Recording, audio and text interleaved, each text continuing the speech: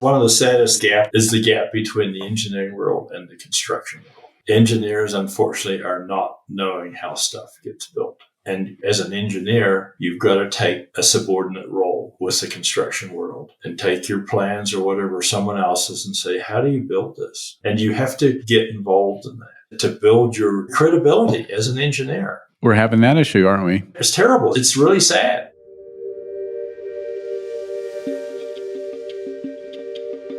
Welcome to the Level Design Podcast, a podcast for architects and engineers who want to thrive in this industry by creating more freedom, fulfillment, and financial security. Join us in uncovering how to restore value and honor to the unique people who choose to be designers and caretakers of our built world, and why it's essential to the future of our society, our industry, and our planet. Hi, Murray. Hello again. Hi, Scott. And Miles. Well, welcome back. We wanted to get your personality back to the podcast. And if you go to the earlier podcast, you'll see me and you talking a lot. And we wanted to get you back into it and get your spirit and your knowledge and your expertise back on it. And yeah, I'm excited to have you back on the podcast. Tell the crowd a little bit about, maybe in a short, brief bio, what's Murray's life up to now been like?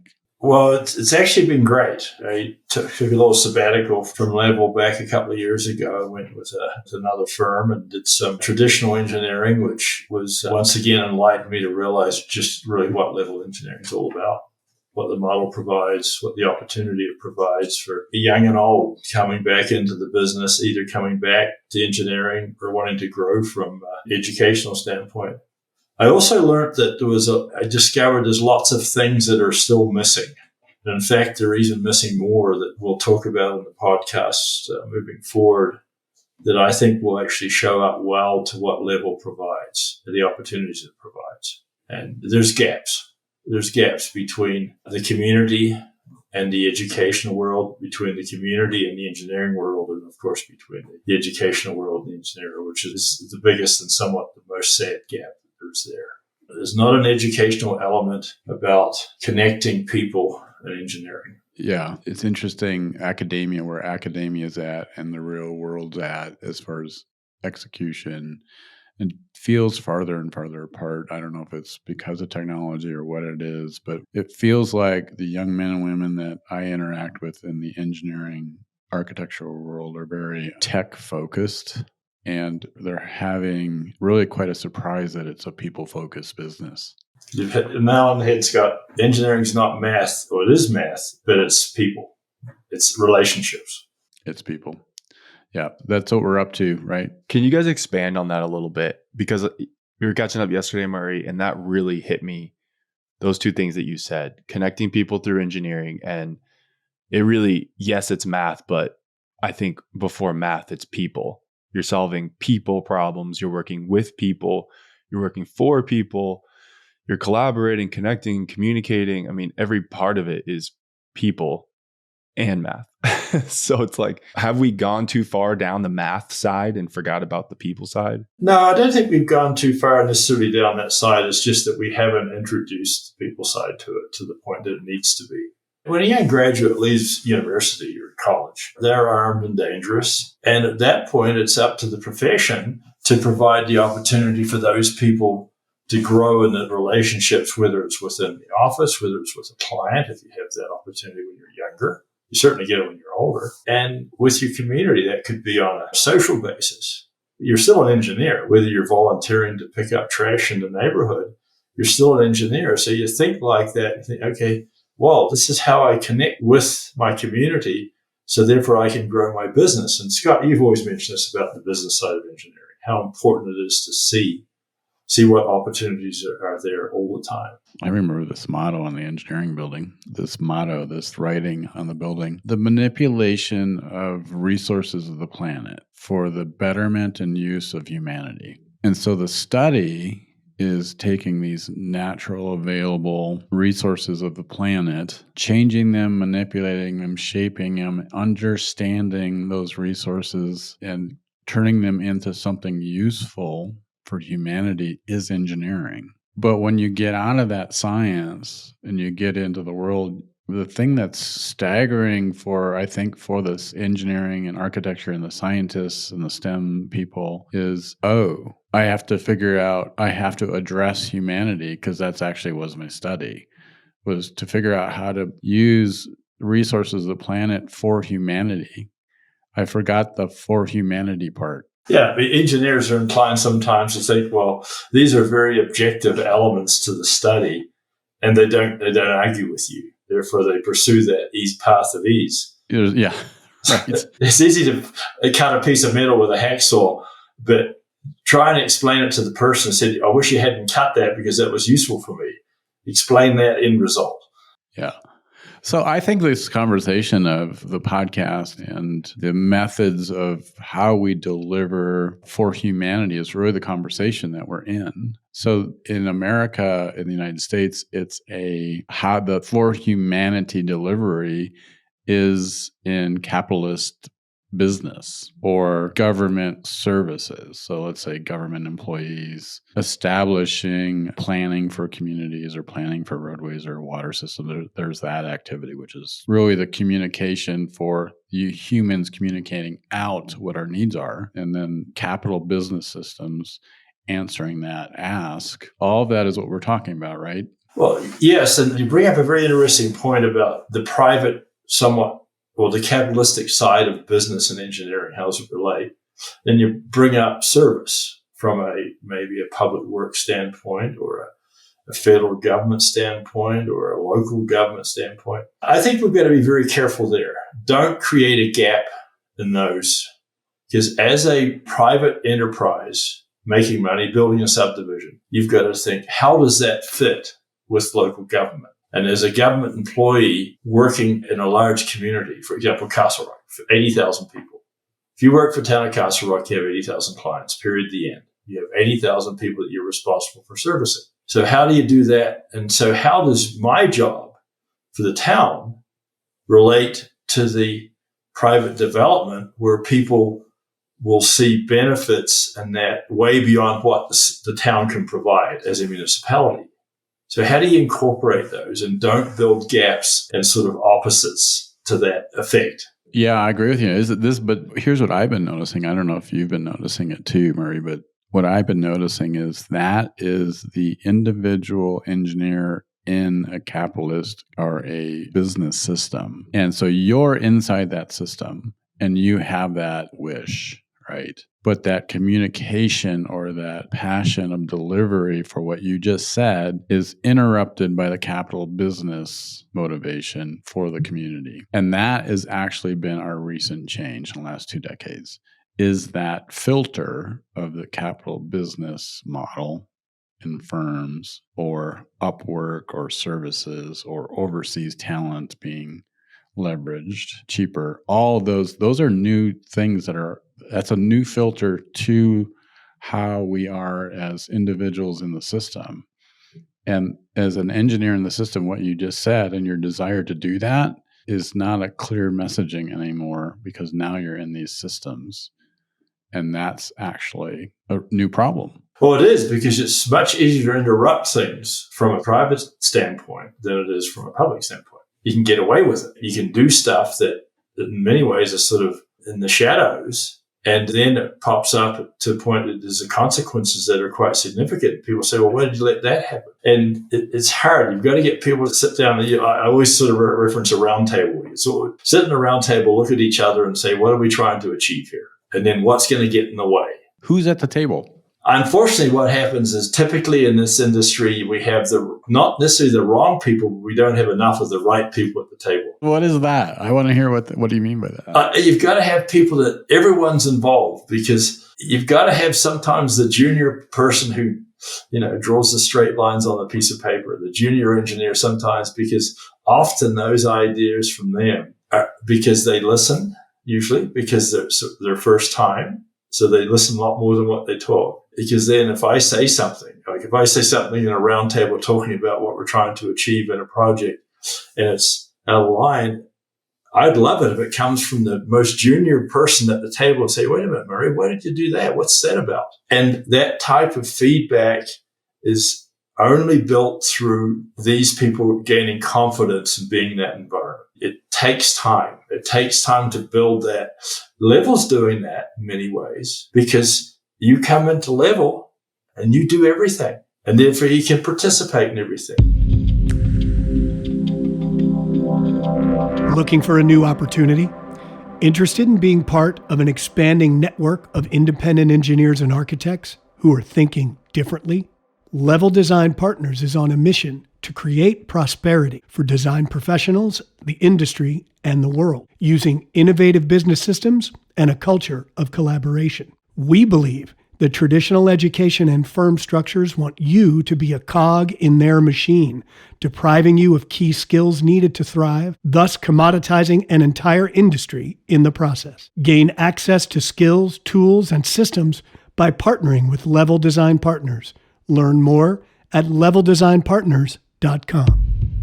The number 2 reason we're losing our American designers is lack of mentoring. Yeah, because that's a mentoring process in itself, but just what I talked about, the roundtable is a mentoring process. You're talking about that mentoring, yeah. And what's, that's curious, they're saying the young engineers coming out of school going in saying, I'm leaving this design, this thing that I thought I'd love, I hate it because one reason is I'm not being mentored. I have opinions on that. But one would say that, and you've experienced this, I know you've experienced it, I'd love to hear from you on this, because you owned a small, medium firm yourself. And so a small, medium firm working in their communities, that's why I love you on this feedback, because you've had a whole life of watching the change occur, of the small, medium firm in our communities working. That's how we built the country. I say it over and over and over. That is how this country was built. The small, medium firms run by engineers in their communities that had that passion that you're talking about, that I can hear you say it. When you speak, you're still in that space. You're still in that space of small, medium. I care about my community. I care about my engineering. I care about the result. That's that small, medium thing that built the country. That's that thinking. And because of CAD and the internet and that ability to have that work done by others, not small local, we now have 2 and 3 of the largest firms in this country are actually owned by stockholders. Well, one of the saddest things, another gap, I talk about gaps in lots of my engineering. We'll mention different ones at times, but is the gap between the engineering world and the construction world. Engineers, unfortunately, are not knowing how stuff gets built. And what you do there as an engineer, you've got to take a subordinate role with the construction world and take your plans or whatever someone else's and say, how do you build this? And you have to get involved in that. Once again, to build your credibility as an engineer. We're having that issue, aren't we? Oh, it's terrible. It's really sad. And then, unfortunately, as a result of that non-interaction, that non-connection, is that half, or maybe it's less than that, are taking the attitude, well, I designed it, therefore you need to do what I do. Wait a minute. No, you designed it, but how do you get to the end product?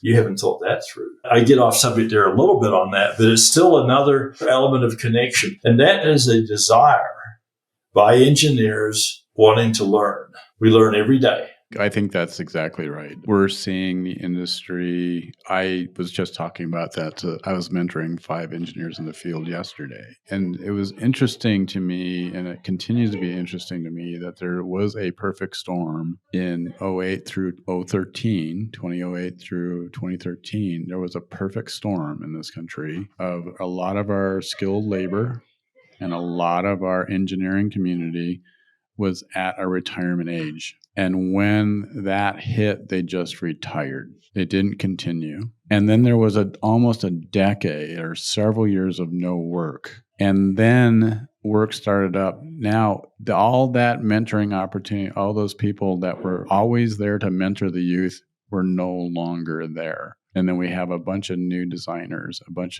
are going, how do I do this? I just came out of school. I got my how to manipulate my natural resources down. I got my math down. Now, how do I solve a problem? But there's nobody mentoring me. Well, that was basically the skeleton of my engineering and people lecture that I had the good fortune of doing 2 lectures, one at the Colorado School of Mines and one at the University of Colorado, Denver.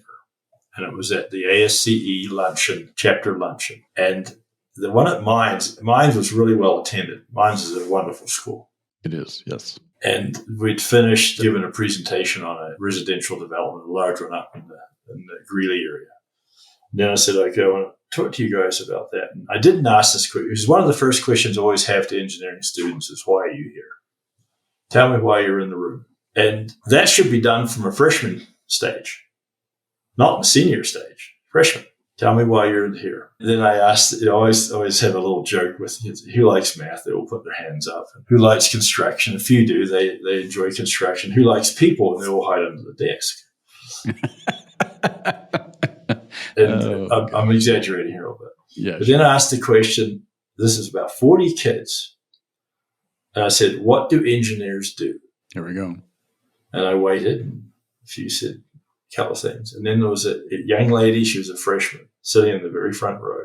And she looked at me and said, we solve problems. And I said, bingo, that's what we do. We solve problems. Engineers exist because someone has a problem, whether it's getting across a river, it's a house falling down, it's whether you build a house, whatever it might be. I tell Miles, we provide human convenience. You do? Yeah.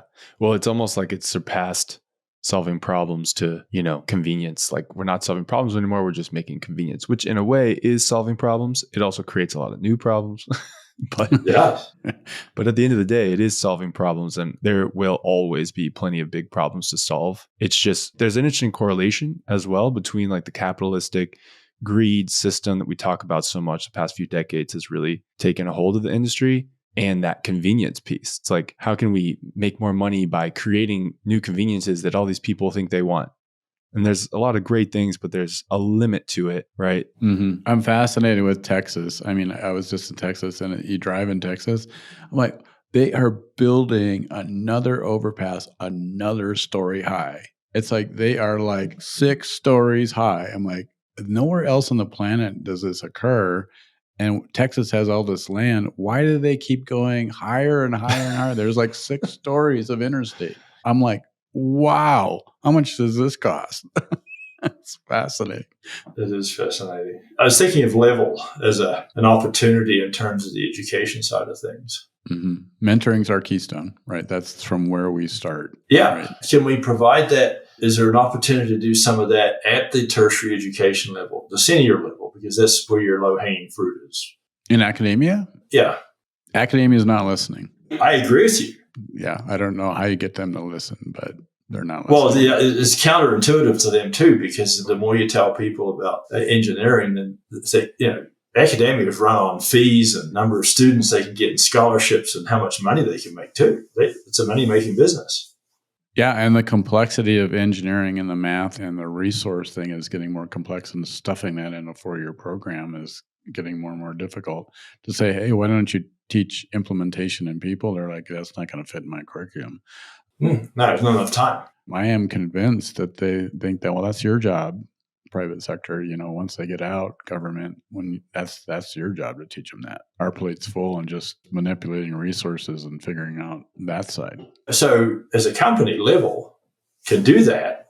We can mentor, we can help people, we can pair up and take people through jobs as long as the budget will allow it. You make some money out of it. I think that's a lot of the rethinking of our engineering and architecture community is, well, wait a minute. Let's not complain. Let's offer a new way of meeting the challenge. And that's actually what we're doing is we're rethinking, standing back, going, I'm not going to complain about academia. I'm not going to complain about capitalistic firms. All things have great activities. A lot's getting accomplished. It's not broken. It's working.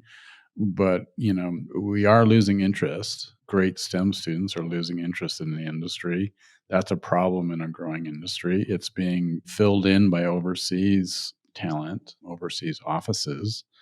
Maybe that's fine. I think it's a fundamental problem, but that's why we're doing what we're doing. But I think that, hey, why not? Why don't we create a mentoring in a space that young and old and middle, all of them, let's create an environment that's a lovely place to work and enjoy designers in the U.S., engineers at your age, my age. And why don't we create a space where we can work part-time and mentor and still make a good living? Why don't we create a balanced life, do what I'd like in my community, a purposeful job, and that I have, mentors that are older and also sharing knowledge? Why don't we create that environment? And there was nobody said no to me. Nobody said, no, you can't do that. So I did it.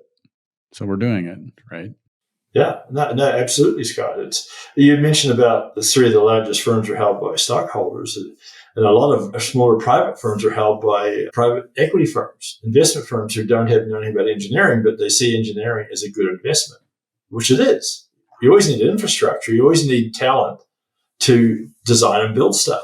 Yeah, it's super unfortunate. It's capital, right? So I get about 6 a week, somebody wanting to buy me. And it's very seductive. But oh, sure. It's a little ego-driven too.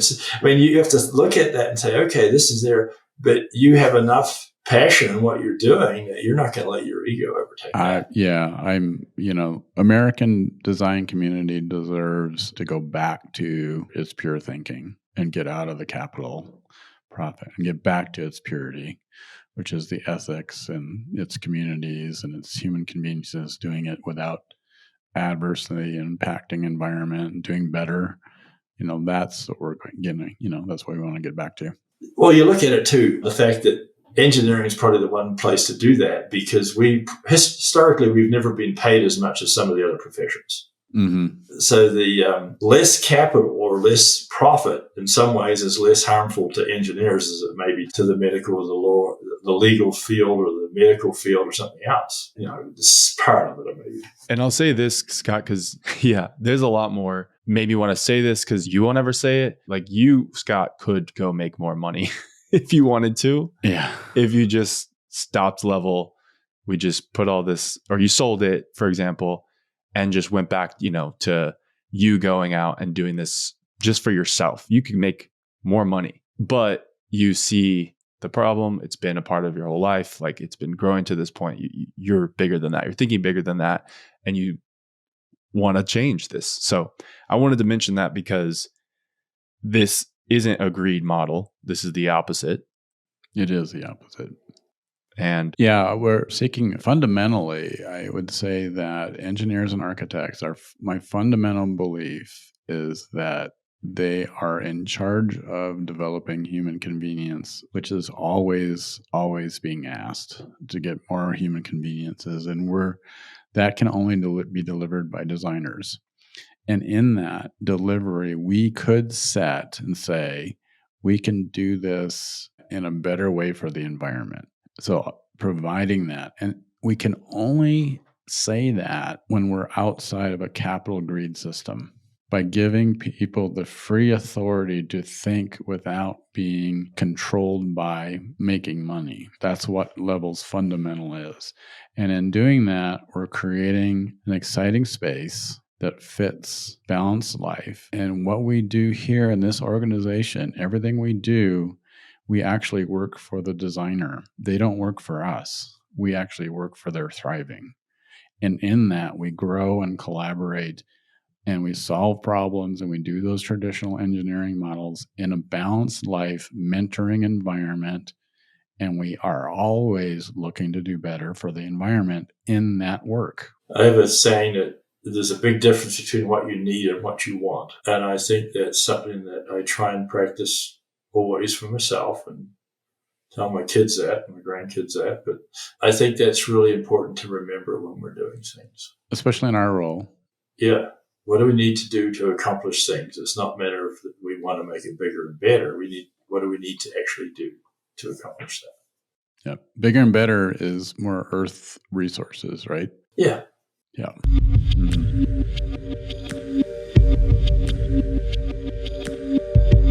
Thanks for listening.